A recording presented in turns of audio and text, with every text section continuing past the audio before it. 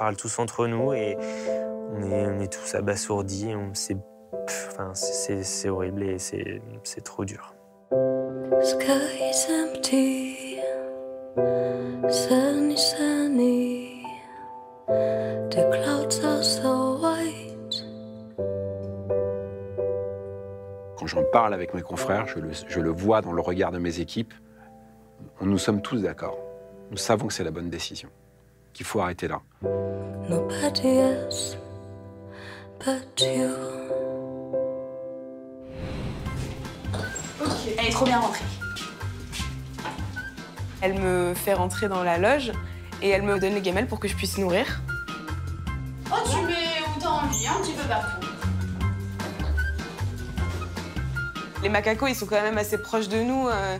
Ils ont pas trop peur, donc du coup, on les voit de près, même s'ils sont un peu speed. C'est cool de pouvoir nourrir avec elles.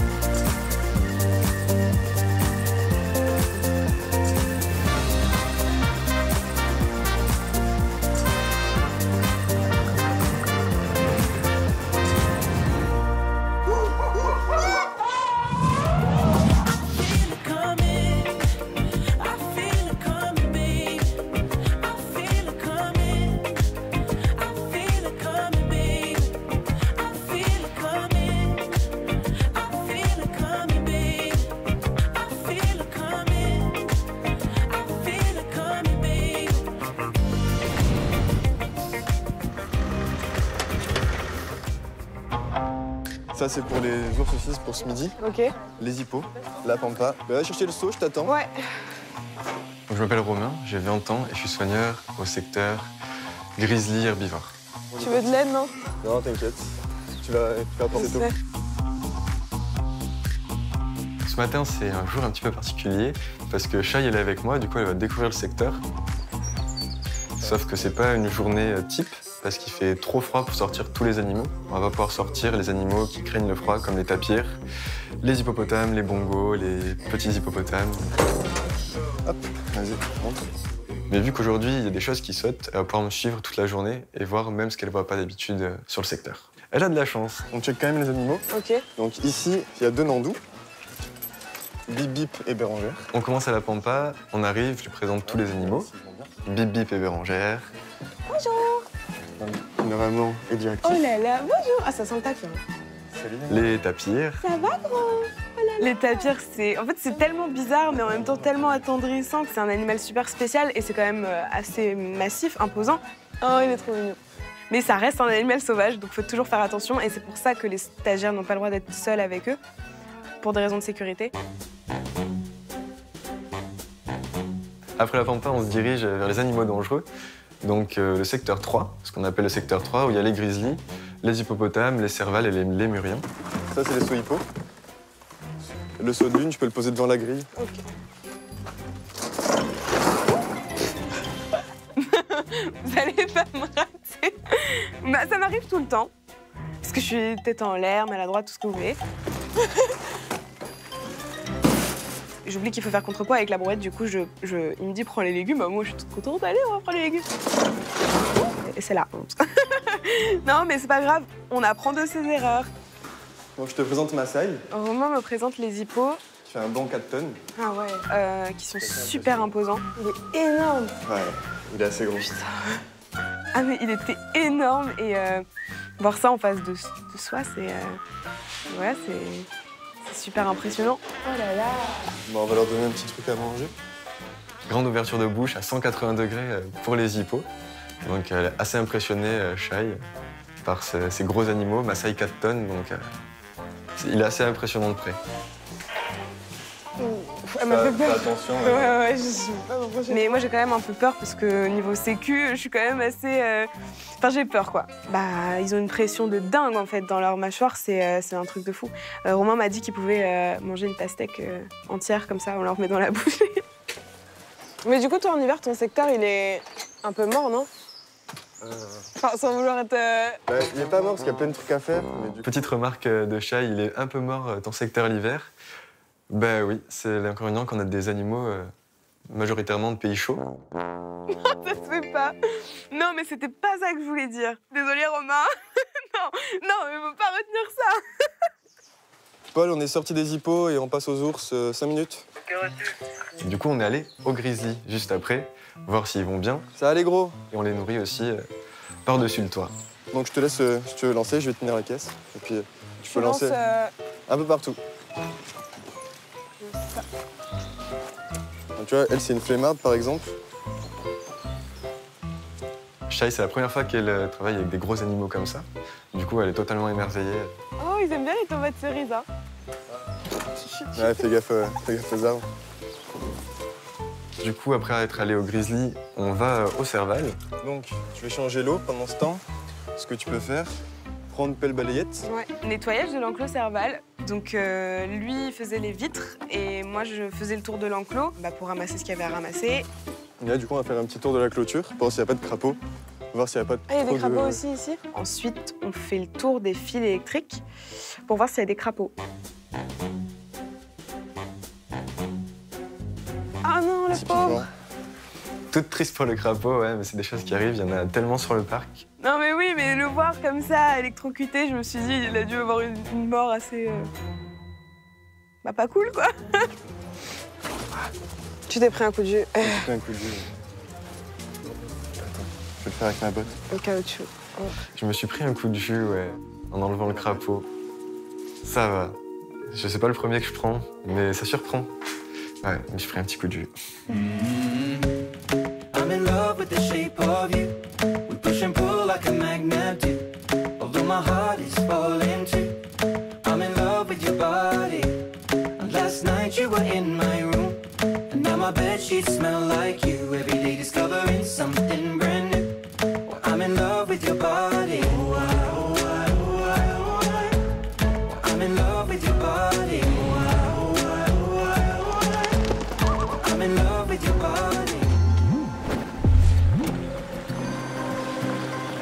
Alors ce matin, Cyril passe nous voir pour faire une prise de sang sur Yago. Yago, c'est un perroquet, un ramacao, qui participait au spectacle de perroquet sur table. T'as tout ce qu'il faut? Bah, je prends une épuisette. Ouais, c'est bon. Ouais. Qu'on trouve pas très joli au niveau du plumage depuis un certain temps avec Mélanie. Ça fait un moment qu'on se fait la réflexion. Le plumage est quand même très révélateur de l'état de santé d'un perroquet et d'un oiseau de toute façon. Peut-être une petite période de mue, ça va pas. S'il y a un petit pépin ou quoi que ce soit, le mieux c'est qu'on fasse un bilan sanguin tout de suite. Il a l'air bien en apparence, à part ce problème de plumage. Il perd du poids, tu trouves qu'il n'est pas comme d'habitude, on ne prend pas de risque, chut, bilan sanguin. Donc du coup, moi je t'attends là? Ouais. Il est au fond à gauche dans la toute petite cage. Au fond à gauche. Tu peux pas te tromper. Là, l'idée, c'est que Cyril aille attraper Yago, mais moi, il faut pas que Yago me voie. En fait, il faut pas du tout que Yago m'assimile à ce genre de contention, sinon après, je vais perdre totalement la confiance qu'il a en moi. Et l'idéal serait qu'il ne me voie pas pendant tout le reste de l'aventure, quoi. Même si je rentre sans épuisette, juste pour dire bonjour, les perroquets, ils vont crier. C'est le côté ingrat de ce métier. C'est pas compliqué à attraper, enfin, c'est juste qu'il crie, qu'il cherche à se défendre, il y a un pincé avec son bec, il faut faire attention à ses doigts. Quand un perroquet, surtout un grand perroquet, un hara, macao, n'est pas d'accord, il fait savoir qu'il hurle alors qu'on n'a rien fait, hein. C'est juste qu'il nous voit débarquer, donc voilà, c'est le cri d'alerte. C'est une épuisette aveugle, en fait. C'est un tissu complètement noir, donc il se retrouve dans un tissu où il ne sait pas ce qui se passe, il ne voit rien. C'est le meilleur moyen de les déplacer dans le calme, en fait. Yago est dans le noir, il est dans une épuisette et tout, donc on sait qu'il ne me voit pas, mais il ne faut pas non plus que je me trahisse en parlant. Donc on décide avec Cyril que moi, je ne vais rien dire pendant tout le truc. En fait, je peux recommencer à parler que si le perroquet est endormi.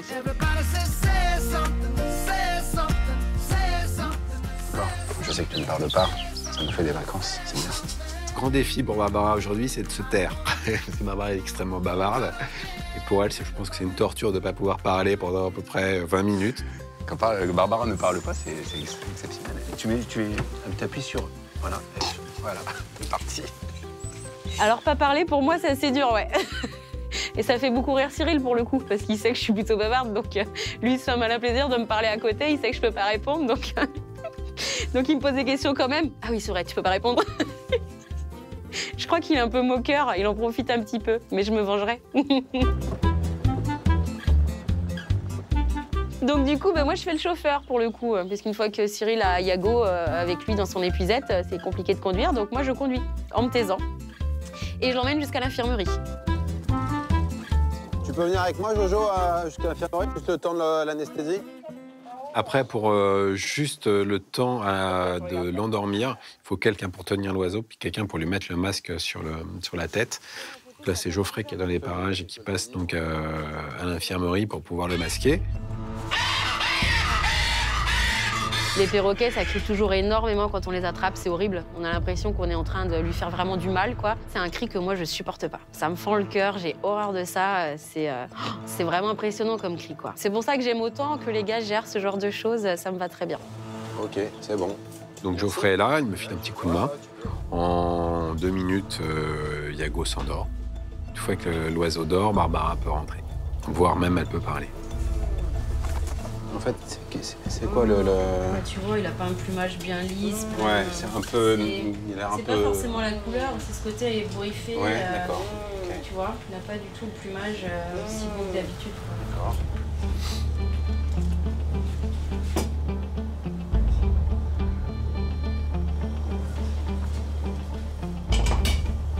On va réverser. Comme ça, il va pas te voir. On a vu le masque. C'est bon, c'est bon.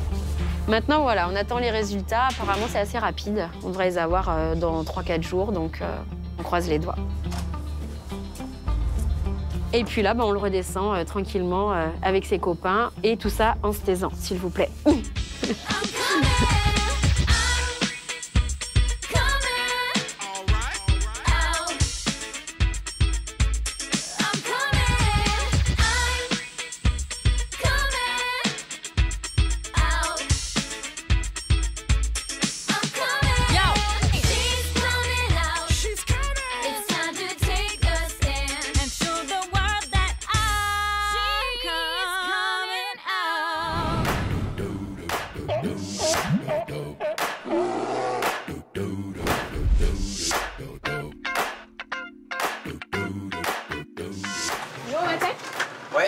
Alors ce matin, au complexe aquatique, le gros du travail, c'est un entraînement spectacle pour Jonathan. C'est bon? T'as fait ta gamelle de rentrée? Parce que bientôt, c'est les vrais spectacles. Dernier essai. Avant de dîner. Avant le lancement dans le... Dernier essai. Donc avec Jonathan, on se fait un petit point avant de lancer l'entraînement, où je lui répète que du coup là, c'est bien le dernier entraînement micro qu'il a, qu'il faut qu'il en profite. Et que le prochain sera un vrai spectacle et on fixe et on arrête la date ensemble du premier spectacle. Allez, c'est parti. J'apprends un petit peu. Normalement, tout devrait être au point pour que ça se passe bien, dans les meilleures conditions. J'ai revu mon texte, j'ai revu mes placements, j'ai revu tout le travail avec les otaries un petit peu, donc normalement, ça devrait bien se passer. Ok. Dans mon rêve idéal de Béré responsable de secteur, ce serait de me dire qu'il arrive à profiter et à apprécier ce qu'il fait.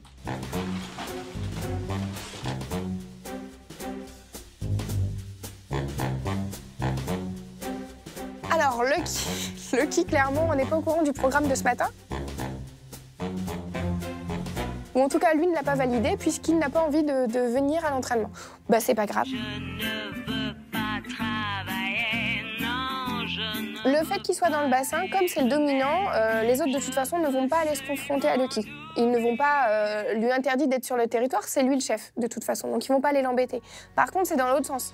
C'est parti.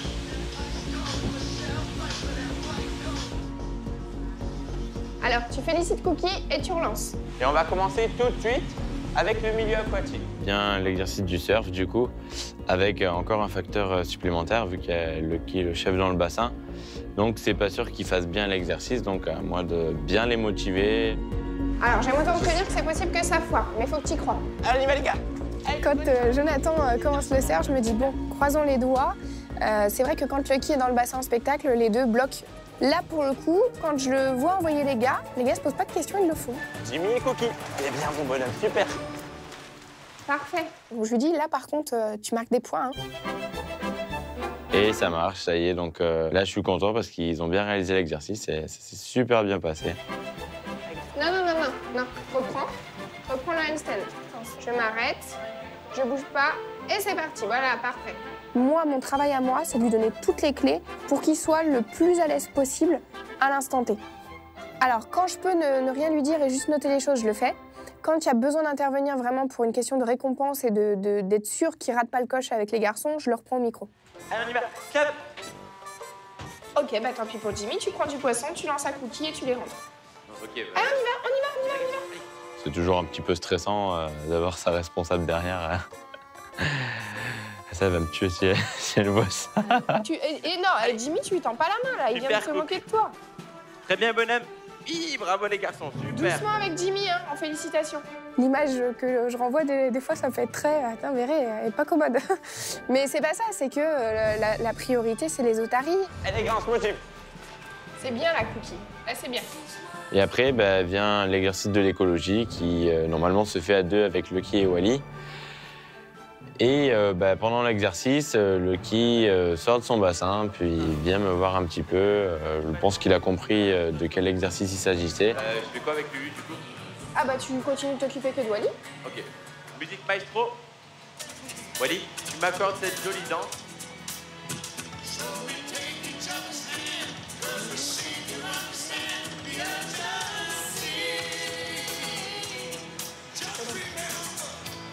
Moi, je trouve que son entraînement s'est très bien passé. Je le sens archi prêt. Et j'ai qu'une hâte, c'est qu'il vive sa première présentation.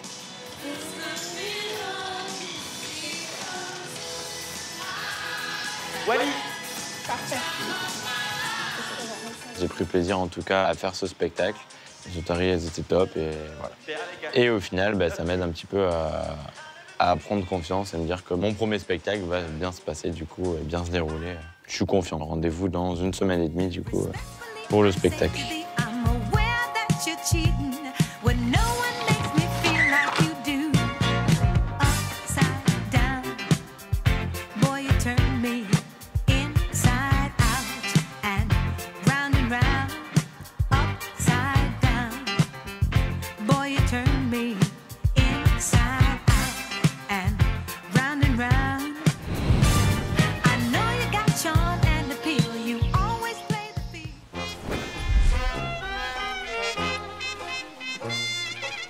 Cet après-midi, encore une nouvelle expérience pour moi. Donc Romain me propose d'aller brosser les tapirs, chose que j'ai jamais fait. Tu peux commencer à les brosser.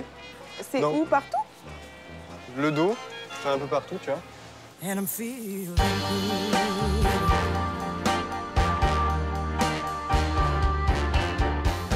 Je brosse, mais pas trop fort au début. Et du coup, je fais des rotations, je me fais plaisir, quoi. Et j'en profite un maximum parce que c'est pas tous les jours qu'on peut faire ça et ça arrive vraiment pas souvent. Je fais son petit spa. J'enlève les peaux mortes.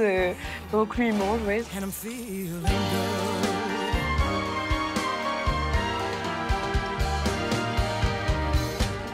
Ça fait plaisir de brosser. Oui, ça fait vraiment plaisir. Et c'est attendrissant. Et puis leur petite tête, moi j'aime trop. Même s'ils se sentent forts, voilà, c'est des tapirs. Donc sur la plaine, on a 2 bongos, 2 hipponéens et 2 grues couronnées. Et ce portail, il bug un peu. On a essayé d'aller aux hippos, mais le portail, c'est pas la première fois, il bloque. Parce qu'il est cassé et une fois qu'il y a de l'humidité, ça n'a pas voulu s'ouvrir. Du coup, j'appelle la technique, je viens de le réparer, pendant ce temps, je fais autre chose. Le portail des bongos hipponéens est encore bloqué.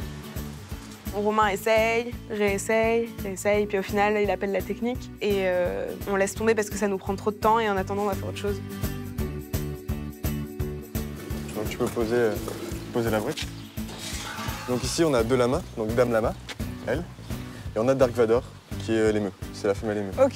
Donc elle est... Pourquoi il s'appelle Dark Vador? Au début, je comprenais pas parce que c'était une femelle, du coup, je me suis dit pourquoi Dark Vador et je l'ai vu arriver, j'ai dit ah, ok, j'ai compris. Elle est toute noire et puis elle fait un peu peur, quoi. Elle a les yeux rouges. Mais bon, je l'aime bien quand même, mais voilà.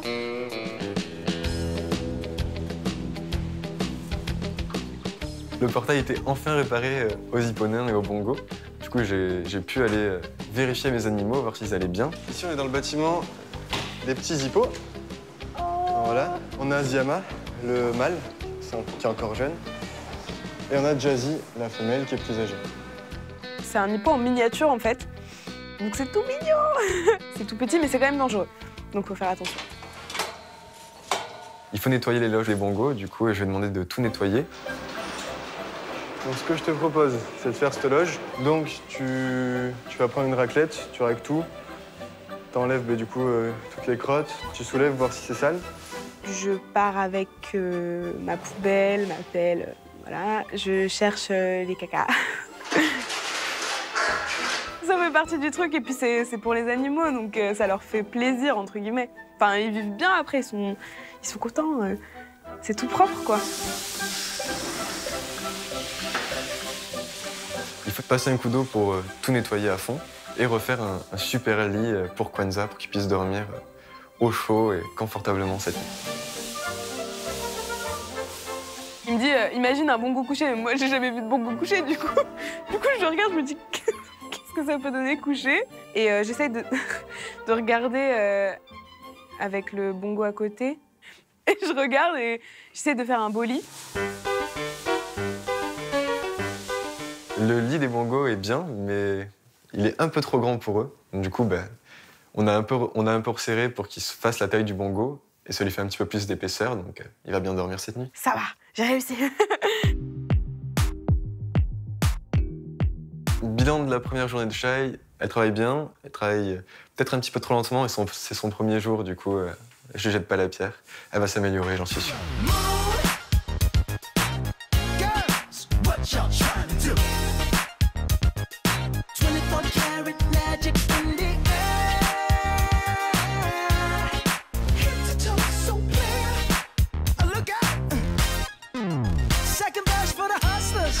Gangsters, bad bitches, and your ugly ass friends. I cannot preach, I cannot preach. I gotta show them how a pimp get it in. First, take your sip, do your dip, spend your money like money ain't shit. Ooh, ooh, we too fresh. Got to blame it on Jesus. Hashtag blessed. They ain't ready for me. I'm a dangerous man with some money in my pocket. Keep up. So many pretty girls around me and they're waking up the rocket. Keep up. Are you mad? Fix your face. Ain't my fault they all be judging. Bon, là. Ok, tu veux faire ça où? Ici, dehors? Comme tu préfères. Dehors? Ok. Cet après-midi, Bérénice m'appelle pour me demander de passer voir Lucky. Lucky, c'est notre mâle dominant parmi le groupe des otaries. Allez, Zamour, tu viens? Zamour, Lulu? Alors, Lucky est gêné au niveau de l'arrière-train. On a l'impression que toute la partie arrière du corps de Lucky presque ne lui appartient pas et qu'il traîne un poids qui n'est pas le sien. Lucky, c'est un animal qui est aujourd'hui un vieux pépère, en fait, puisqu'il a 22 ans, ce qui commence à être du grand âge, en fait, pour une otarie. Et évidemment, qui dit grand âge, dit cortège de problèmes qui vont avec. Un peu de poisson? C'est une démarche pour Lucky qui n'est pas du tout naturelle. C'est-à-dire que même si, quand il est sur la terre ferme, il s'économise comme tous et il a tendance à traîner les fesses, je vois quand même qu'il y a autre chose. Ok, mon loulou. On reste? Alors, l'idée, c'est d'abord de l'examiner au sol.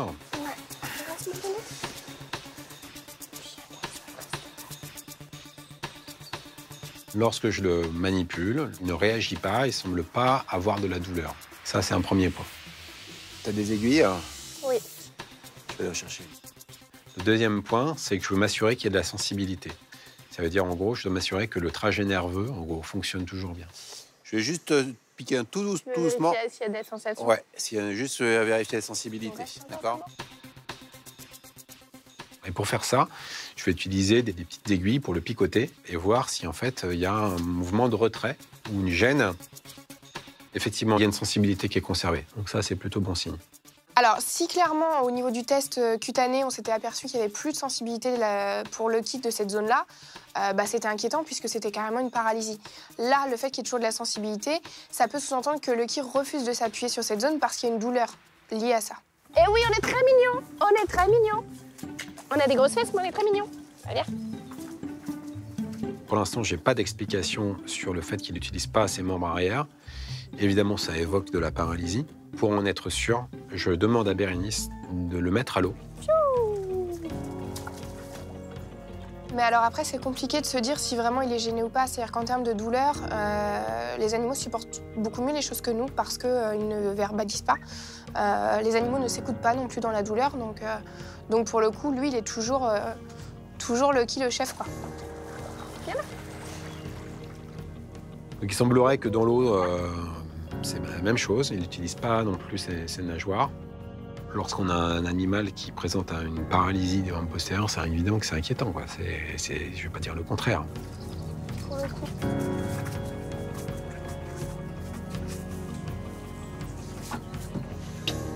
Bon, première étape, 3-4 jours de traitement, on fait le point, d'accord? Et puis deuxième étape, radio. À l'heure d'aujourd'hui, je ne peux pas faire plus que ce qu'on fait aujourd'hui, c'est-à-dire lui donner un traitement qui, éventuellement, permettrait de gérer un phénomène douloureux. Et puis, surtout, il faut prévoir de faire une radio. C'est par ici qu'il faut gratter? Je suis contente de faire la radio, j'ai hâte de la faire. Qui gros bite. C'est qui gros bite? Bonjour. Bonjour Romain, enchanté. J'ai fait appel à mon radiologue préféré. L'idée, c'est de faire des premiers examens radiologiques. Tu bouges pas de là, toi? C'est ça l'idée? Lucky est en mode tapis, il est dans le couloir, il est couché, il veut pas bouger. Donc c'est là qu'on va voir si ma relation avec Lucky me permet d'obtenir la radio aujourd'hui. Vas-y, manipule le train arrière.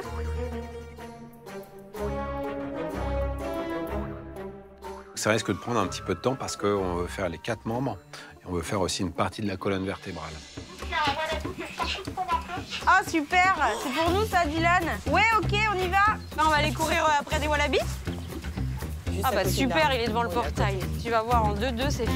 Les doigts dans le nez.